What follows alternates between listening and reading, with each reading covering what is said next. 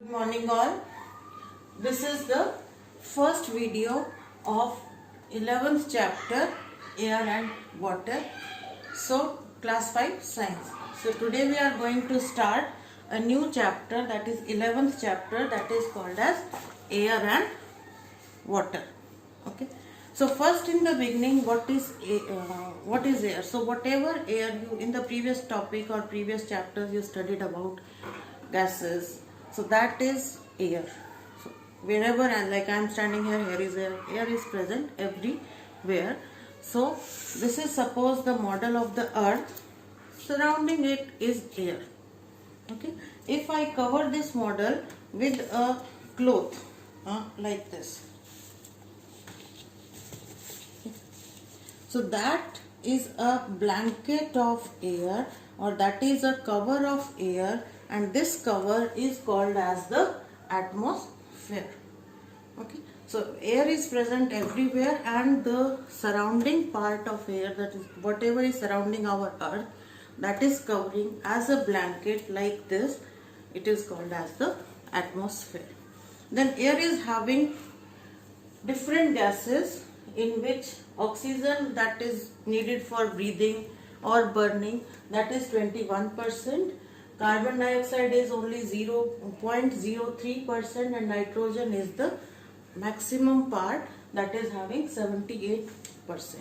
And some of the other gases that you will be studying in the coming videos, they are also present in very minute quantities, that is argon, ozone, water, vapor, etc.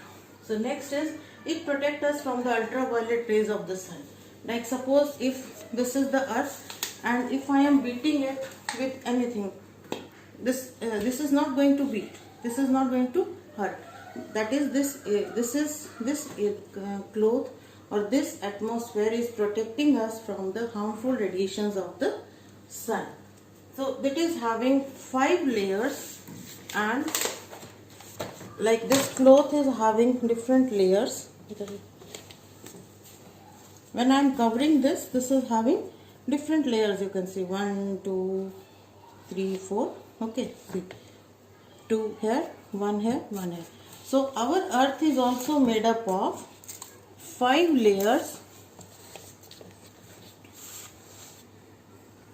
These layers are called as troposphere, stratosphere, mesosphere, and thermosphere.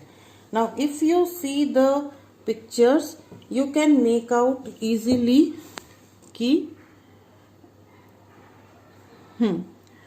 with the picture you can make out what is that particular layer meant for. Like stratosphere is the lowest layer, and this is meant for the weather changes, that is clouds are there, whether it is sunny or it is rainy, all these things they are found in the troposphere. Second layer is the stratosphere, where you can see in the picture that you can find aircraft in this. That is when you are going out, or when you are using a flight, you have to cross the cloud and then fly. Like you are flying from here, you need to cross, you need to come up, cross the cloud, that is the lowest layer, cross the troposphere, and then fly from there, that is you are flying in the stratosphere, or the second layer of the earth atmosphere. Then is the mesosphere, like I told you earlier, that is preventing the meteoroids. Meteoroids will be the unwanted things, or the rock stones, or the stones that are present in the galaxy, and they are just coming. So that layer is preventing those things, that is meteoroids, to fall on the earth. Next one is thermosphere, is for space shuttles. Like we are the scientists are sending the satellites where they are rotating. That is found in the thermosphere. And next is the exosphere, that is long distance communication. Like someone is present here, he has to talk to this place. Okay, like you are present in Bokaro or in India, you need to talk to someone in USA. So if you happen to see, that is a total difference from here to here, that is covering the whole of the earth, or the half of the earth.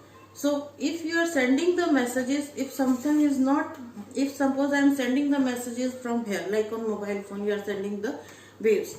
So sending the messages from here, if it is not reflected back, it will not come back to this person.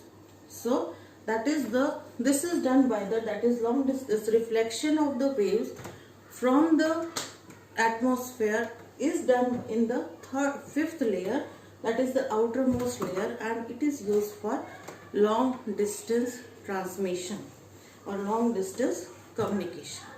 Now you may write.